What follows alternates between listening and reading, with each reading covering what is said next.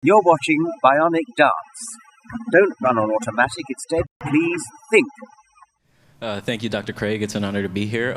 So say you give them the three arguments and you give them some sort of idea of what the arguments in favor of Christianity are. But say you want to push them a little bit on their atheism and try to give them, get them to give evidence on their part to prove their position. So when they say that atheism doesn't make any positive claims as to, the non-existence of God, and they take some sort of a kind of agnostic position, kind of trying to evade, say on the semantics, on the term, how would you go about answering? I find it rather telling that they think accurately describing ourselves and our position is an evasion. And it's also telling that, once again, they're making an attempt to get out of the hot seat, to not be the only one playing defense. Well, that's just too bad. This is one case where life is just plain unfair. Actually, no, it's completely fair. It's just uneven. Let's do this.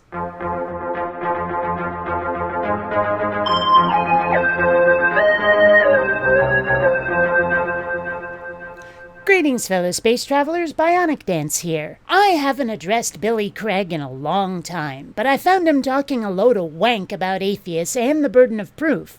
I can't just let that slide. I think it's very important to see that atheism is just as much a knowledge claim as is theism. Theism is the view that there is a God. Atheism is the view there is no God. But see, Billy, that's not up to you. If I tell you that I'm an atheist, and then I tell you that the number of gods I believe in is 0, I'm not saying that none exist, but only that the people saying there is one haven't been convincing. Are you going to then say, nope, you use the word atheist, so now you have to defend a position you don't actually hold? Would you accept it if I told you that because you claim to believe in a god, I demand you defend the existence of Vishnu? I doubt it. So what we as atheists mean when we say that's what we are is up to us, not you. Both of these make a positive assertion to knowledge, and therefore, if you're to believe either one, you need to have some sort of justification. Atheism is not a default position. Having no belief in any gods is a default position, and neither atheism nor theism is a claim to knowledge. It's a statement about yourself and about your belief, or its absence, and beliefs are not knowledge. We wouldn't even be having this conversation if nobody ever tried to claim that a god is real, so obviously non-belief is the default. The god claim has to be added before it can be part of our worldview, and that's why theists are the ones with the burden of proof and not atheists. If they fail to live up to it, those beholding their failure are unlikely to be convinced to believe. And then they go about their day, happily not believing. Where is their burden of proof, Forget what you want to call that for a moment. Evangelist makes a claim, fails to be convincing, thus is not believed. What does the non-believer have to prove other than that the evangelist is talking nonsense? If there is a default position, it would just be agnosticism. I don't know whether there is a God or there is not a God.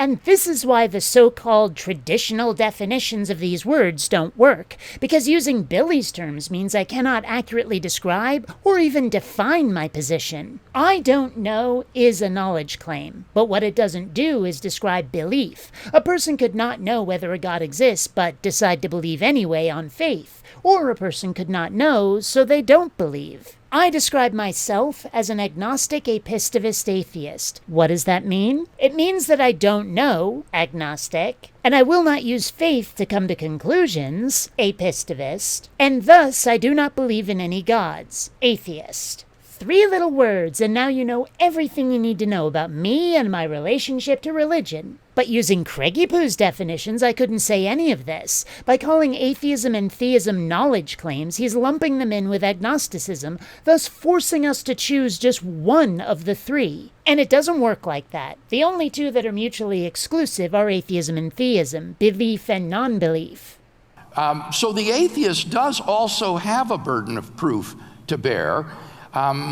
But again, this simply comes down to a strawman fallacy coupled with an at least implied no true Scotsman fallacy. First, he defines atheism in ways many self-declared atheists never would. Then he makes an argument that only applies if we're his kind of atheists. I would very much like to hear how he would deal with an agnostic apistivist atheist like me, one who truly does lack a belief but does not assert that there is no God. Oh, I'm pretty sure that his God doesn't exist, and every other God I've ever heard about. But that's just it. What if there is a God and I just haven't heard about him, her, it, or them? I'm not closing that door, and no critical thinker should. If scientists of the present and of history had decided that all we know at this moment is all we'll ever know and just quit researching, the world would be a much less interesting place. Think of the technology and medicine we wouldn't have. Is that really the right attitude?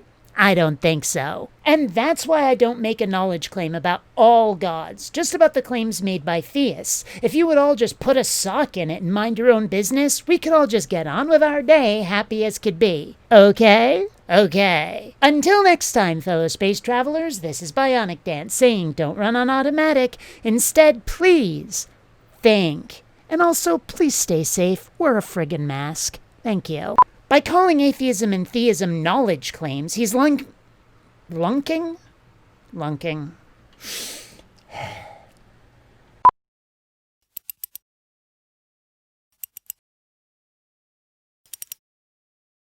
You know, Dewey, we wouldn't have to do this if I had more Patreon patrons. Just saying.